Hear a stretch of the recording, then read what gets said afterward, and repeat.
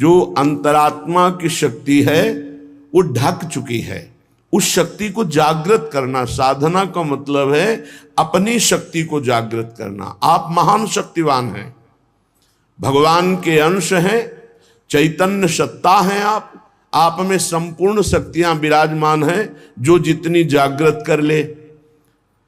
अब वो विषयों में, जो भोगों में रत है, वो अपनी शक्तियों को भूल करके भोगों में शक्तिहीनता का अनुभव कर रहा है उसमें भी शक्ति, पर वो भोगों की आसक्ति के कारण शक्तिहीनता का अनुभव कर रहा है। इसीलिए श्रीपाद कह रहे हैं कि हमें ऐसे भोगी पुरुषों से नहीं मिलना, ऐसे पापी जनों का संभाषण, मिलना जुलना नहीं, पर भगवत भाव उनमें भी रखना है, मिलना नहीं है। क्षुधा देह त्यागो वर्मी गृहस्थैर नहीं मिला, मैं ऐसे गृहस्थों से मिलूंगा ही नहीं जो भगवान की चर्चा, जिनको सुहाई नहीं देती, जो नाम जप नहीं करते, जो पापाचरण करते हैं, उनके द्वारा दिया हुआ थोड़ा भी अन्न हमारी बुद्धि को भ्रष्ट करके भगवत विमुख कर देगा, पक्की बात। विरक्त हो करके यदि जो गुरु मंत्र नहीं लिए पापाचरण करता है, अधर्मी है, ऐसे का प्रतिग्रह लिया जाए तो बुद्धि भ्रष्ट हो जाती है। और जो भगवत आश्रित रहते हैं तो भगवान ऐसे जनों को सामने आने ही नहीं देते। उनके द्वारा निर्धारित वही आपका भरण पोषण होगा जो आपकी बुद्धि को मंगल प्रदान करे, क्योंकि योगक्षेमम वहाम्यहम्, उसके योगक्षेम का वाहन भगवान करते हैं। उसको चिंतन नहीं करना पड़ता कि कौन अशुद्ध है कौन शुद्ध है, आएगा ही नहीं अशुद्ध, अशुद्ध आएगा ही नहीं, क्योंकि भगवद आश्रित है। योगक्षेमम वहाम्यहम् श्री भगवान कर है। म्यपि श्रेय प्राप्त न युवती समीपम क्षण में, एक क्षण भी एकांत में विपरीत शरीर, जहां से हमारा काम भाव प्रकट होता है, उसको आपस में एक मिनट भी एकांत में समय नहीं देना चाहिए। अगर देगा तो भ्रष्ट हो जाएगा। तस्मात् शास्त्रम प्रमाणम, ये शास्त्र प्रमाणित है। काजर की कोठरी में कैसो भी सयान हो जाए, दाग लागी है, पै लागी है, पै लागी है। बहुत सावधान। जिनको सेवा दी गई है कि आप समाज सेवा कीजिए, तो उनको भागवतिक बल भी दिया जाता है, केवल सेवा ही नहीं दी जाती। उनकी निर्विकारता उनके इष्ट और गुरु के बल से सुरक्षित होती है। देखो, अगर नाटक करोगे तो माया तुम्हारे सामने नाटक फैला देगी, नहीं निकल पाओगे। सच्चाई से चलोगे तो माया माँ है और कोई दूसरी वस्तु नहीं है। वो माँ की तरह दुलार करके आपको भगवान के चरणों में पहुंचा देगी। ये सब माया ही है। ये माइक माया है, ये आवाज माया है, ये शरीर माया है, ये जो भी आप देख रहे हैं, गो गोचर जहां लघु मनुजाई सो सब माया जानो भाई। ये माया आपकी मुक्त अवस्था को पहुंचाने के लिए है। अगर आप माया को भोक्ता भाव से देख लेंगे तो आप पतित हो जाएंगे। वो माँ है। श्री भगवान के आश्रित जो भक्तजन होते हैं वो शास्त्र आज्ञा का पालन करते। एक क्षण भी शास्त्र आज्ञा की अवहेलना प्रमाद में की तो फंस जाओगे। वो तो भगवान कृपालु हैं, कृपा करके फिर उसको रास्ता देते, नहीं तो माया रास्ता बंद ही कर देती है, आगे चलने का रास्ता नहीं रह जाता परमार्थ का। तो कह रहे एक क्षण भी शास्त्र विरुद्ध आचरण के लिए किसी को समय मत दो। कोई तुम्हारा मित्र नहीं है, परमार्थ के सब विरुद्ध हैं। एक संसार प्रकृति विरुद्ध करे तो का कीजे, और आगे के दाझे गए भज पानी में आग लगे तो का कीजे।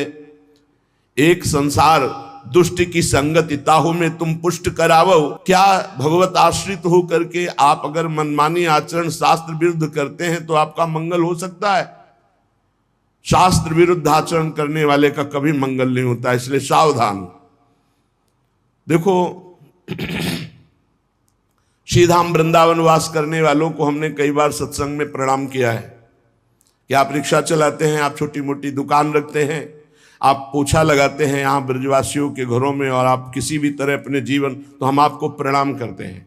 क्यों आप निश्चल और निष्कपट होकर के भगवत धाम का वास करके वृंदावन की प्राप्ति के लिए आप ऐसा कष्ट सहकर कर रहे हैं।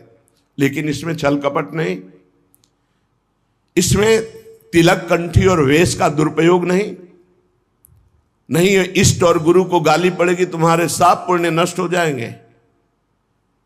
सात्विक वेशभूषा का हमने आदेश किया है कि आप अपने घर में पैंट शर्ट पहन सकते हैं। सात्विक वेशभूषा का आप सम्मान करें।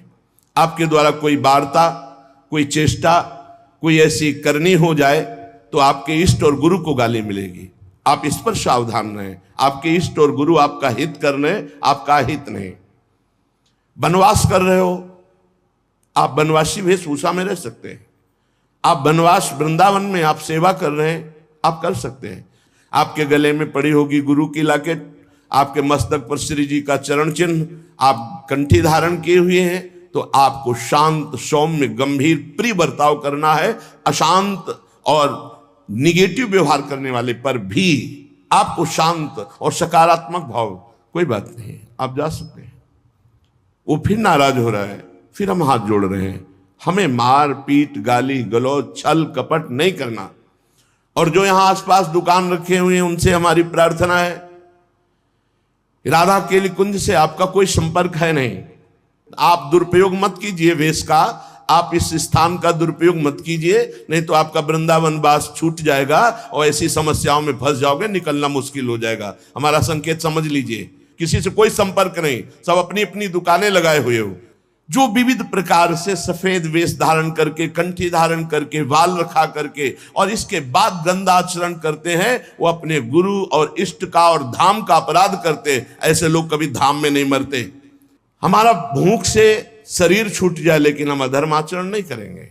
सबके ऊपर कानून शास्त्र है और शास्त्र संतों के हृदय से प्रकाशित होता है। वृंदावन वास का मतलब है निष्कपट सरल ढंग से तुम्हारा श्री जी भरण पोषण करेंगे।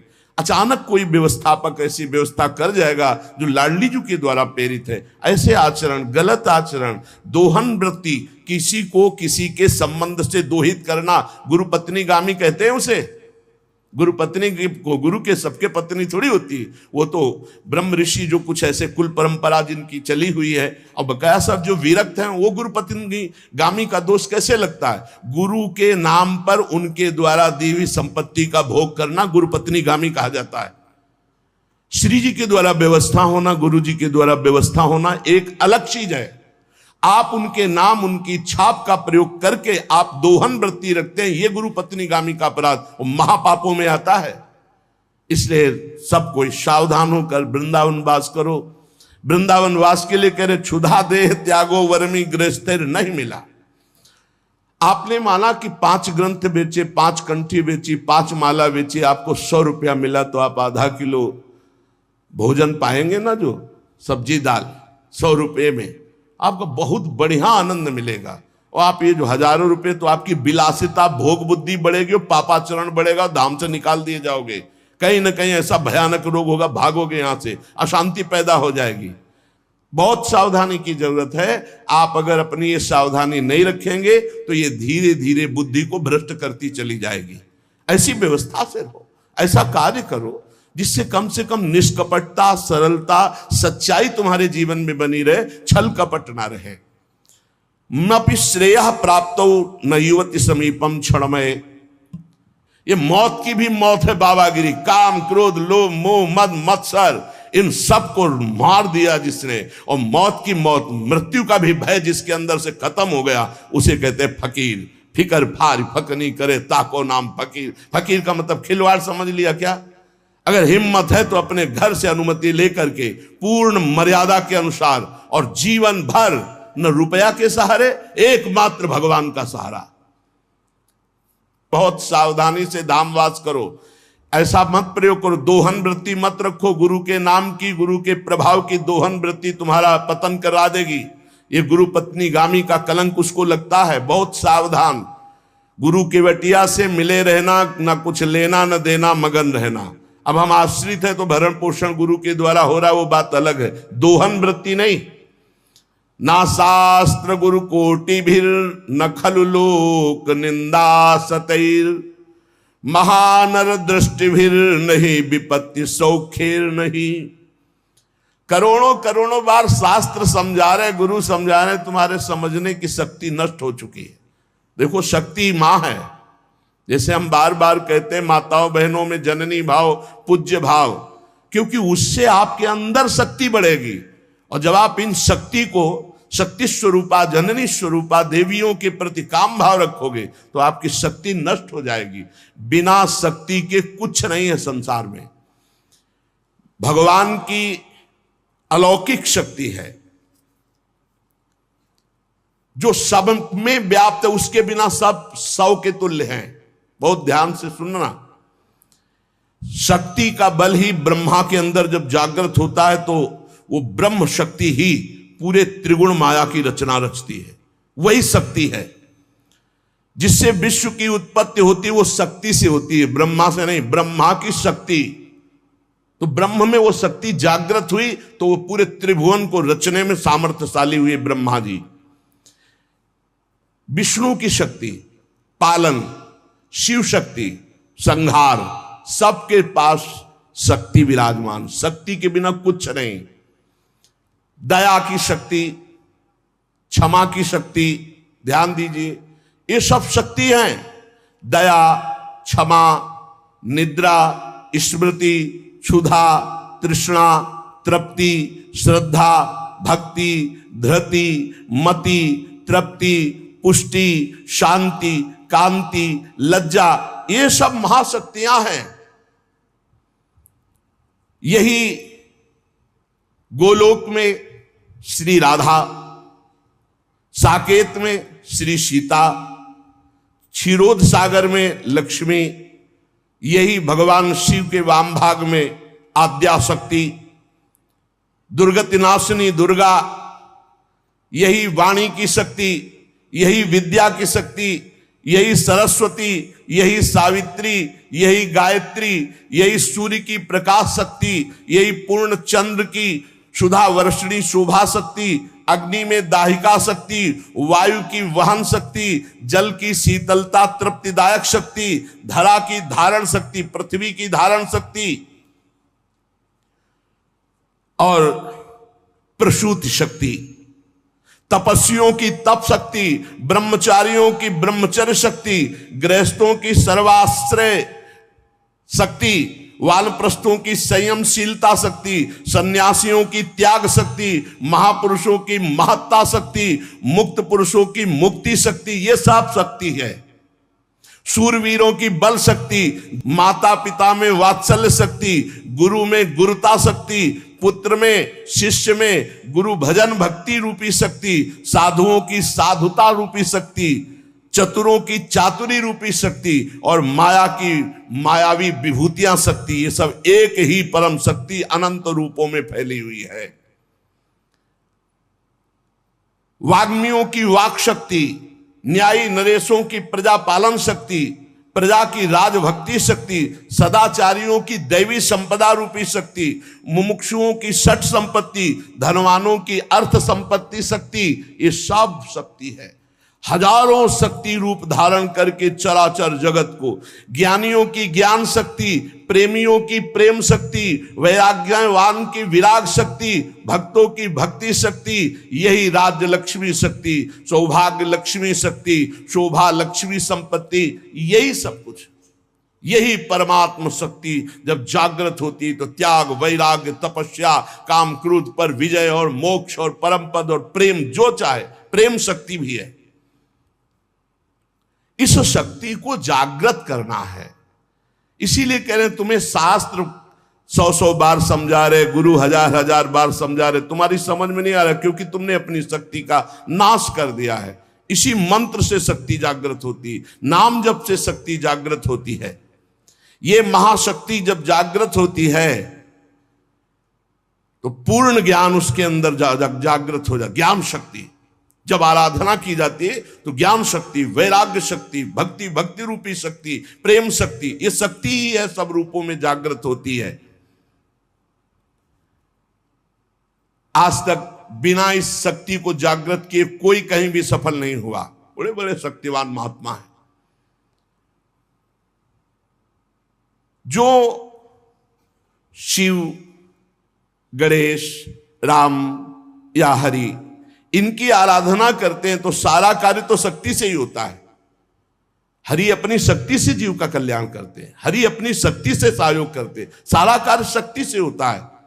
वही शक्ति जब रूप धारण करती तो अभी आपको नाम सुनाए, वही विद्या, वही कला, वही लक्ष्मी, वही काली, वही तारा, वही षोडशी, वही अंबा, वही जगदम्बा, वही शक्ति है, वही तुम में विराजमान है। जो उपासक इस शक्ति का गलत भाव से दर्शन करता है वही प्रगट स्त्रियों के रूप में विराजमान है, वही हमारे अंदर हर शक्ति के रूप में विराज, सब शक्ति छीन हो जाती है। व्यभिचारी पुरुष किसी भी शक्ति को धारण नहीं कर सकता। इसलिए शास्त्र आदेश करता है एक क्षण भी कभी दूषित भाव किसी माता बहन के प्रति मत करो। गृहस्थी में हो तो तुम्हारा जो पाणिक ग्रहण संस्कार हुआ बस उतने में केवल सीमित रहो, धर्म की ये रेखा है उसको पार मत करना।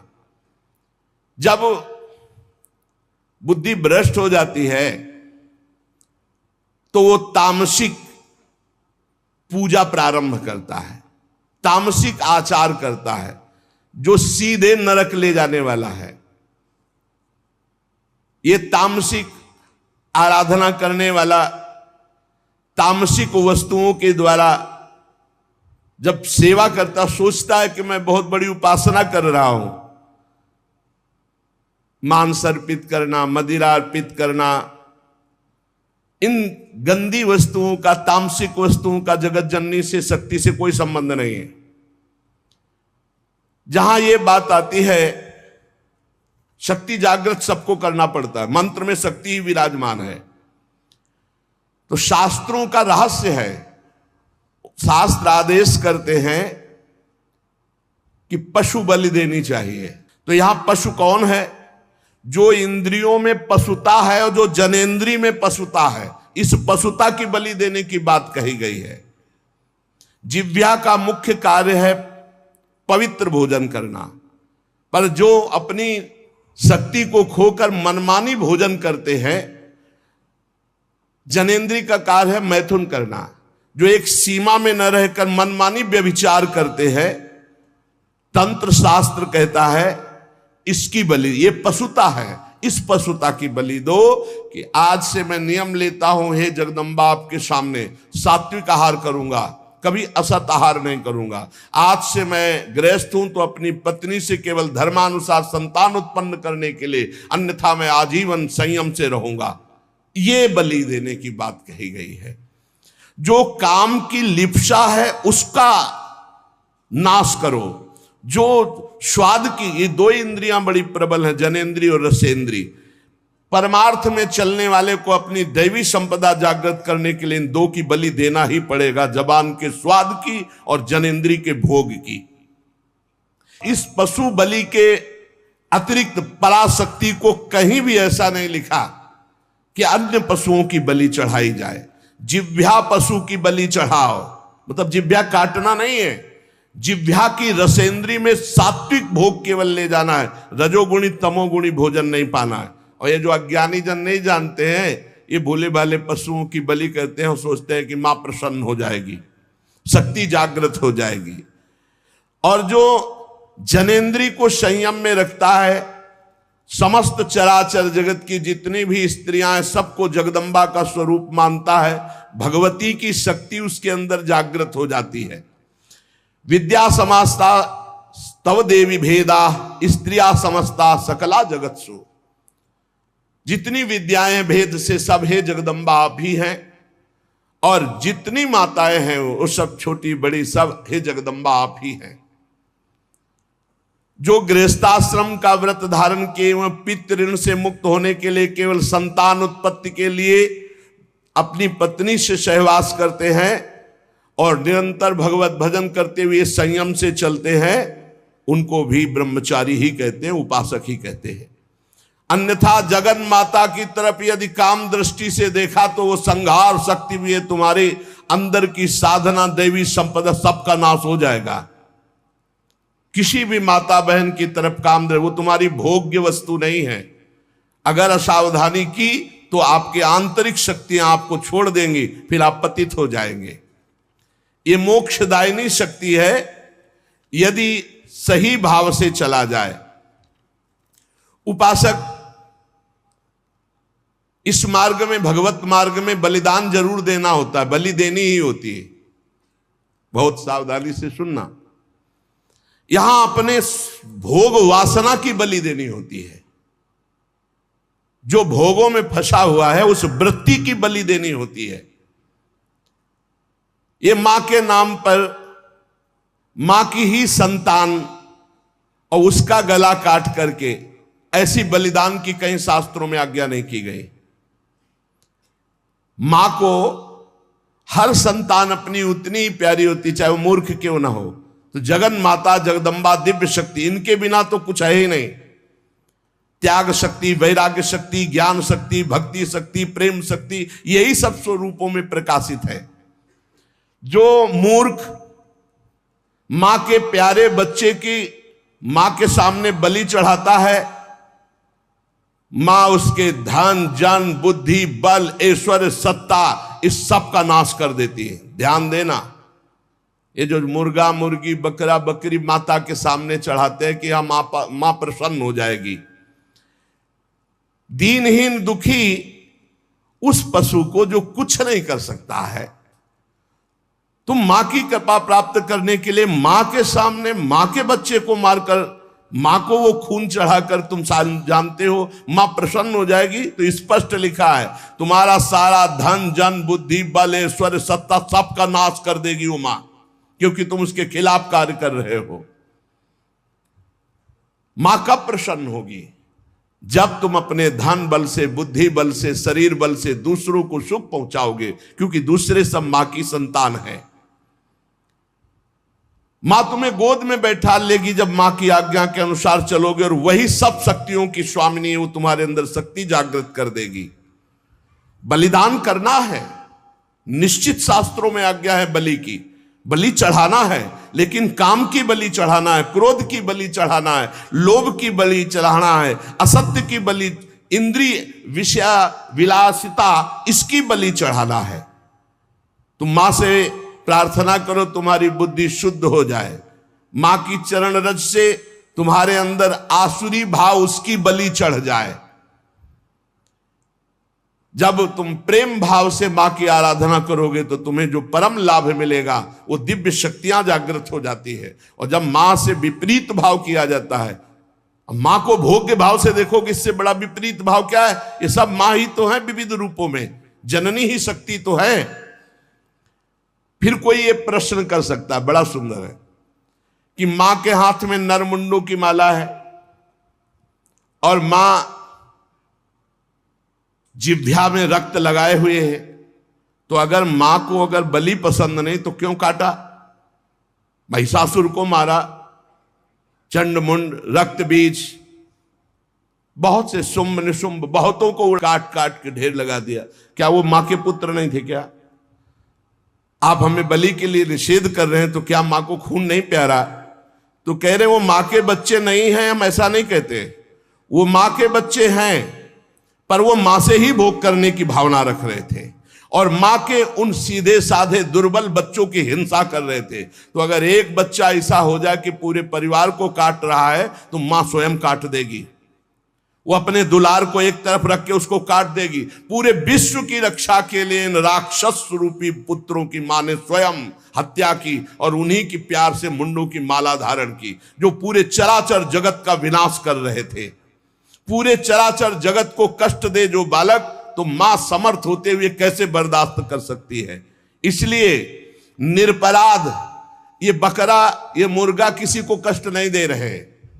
अगर तुम्हें बलि चढ़ानी है तो अपने काम, क्रोध, लोभ, मोह, मद, मत्सर की इनकी बलि चढ़ाओ, अपनी वासनाओं की बलि चढ़ाओ, अपनी जिह्वा रसेंद्री की बलि चढ़ाओ कि हम ऐसे गलत भोजन नहीं करेंगे, जनेंद्री, हम किसी माता की तरफ कभी हम गंदी दृष्टि नहीं रखेंगे, सब में भगवत भाव रखेंगे।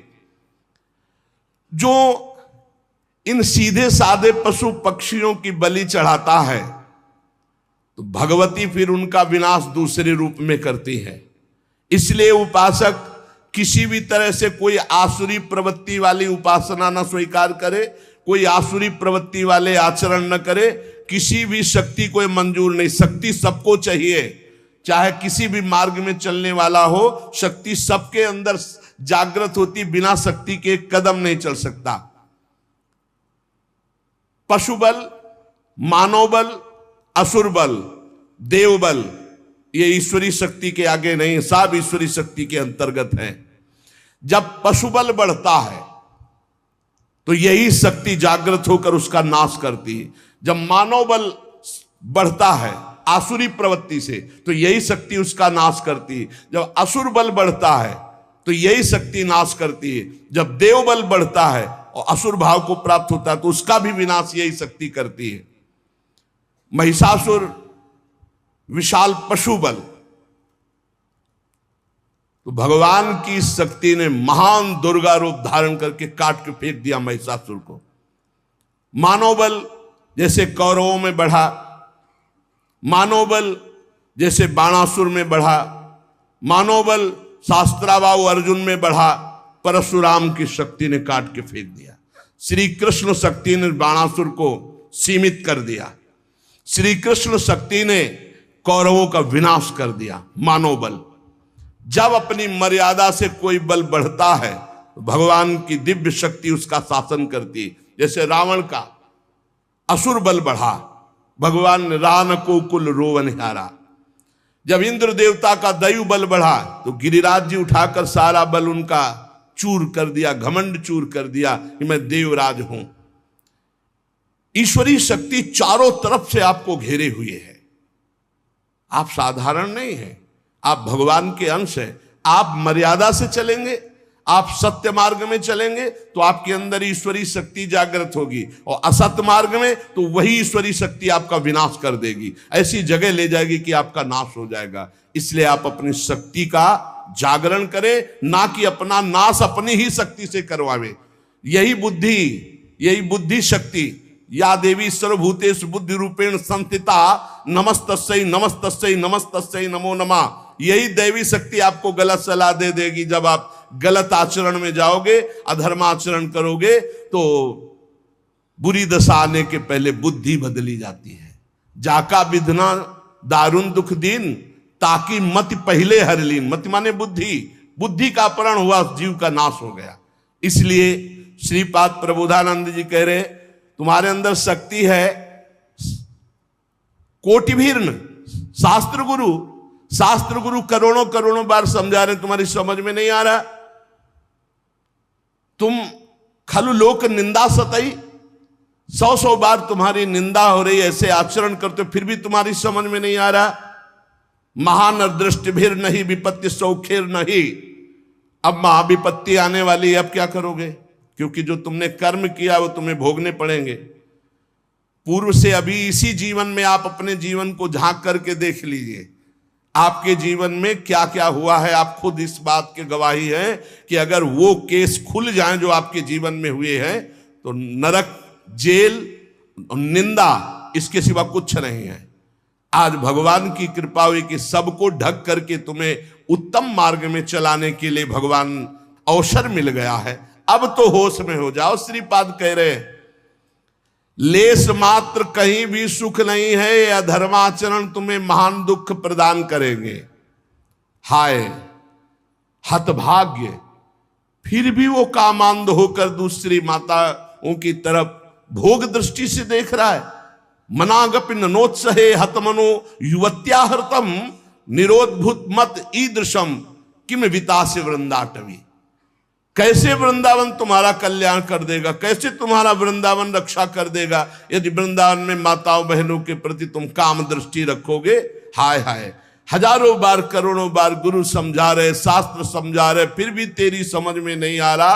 और मैं स्वयं कह रहा हूं कि लेस मात्र सुख इसमें नहीं। श्रीपाद कह रहे मैं स्वयं कह रहा हूं कि लेस मात्र इसमें सुख नहीं, फिर भी तू माताओं बहनों की तरफ काम दृष्टि, दोस्त दृष्टि, भोग दृष्टि रख रहा है। कैसे तुम्हें वृंदावन रक्षा करेगा, कैसे तुम्हारे वृंदावन हृदय में प्रेम प्रकाशित करेगा जब बार बार शास्त्र आज्ञा और गुरु आज्ञा का उल्लंघन कर रहे हो।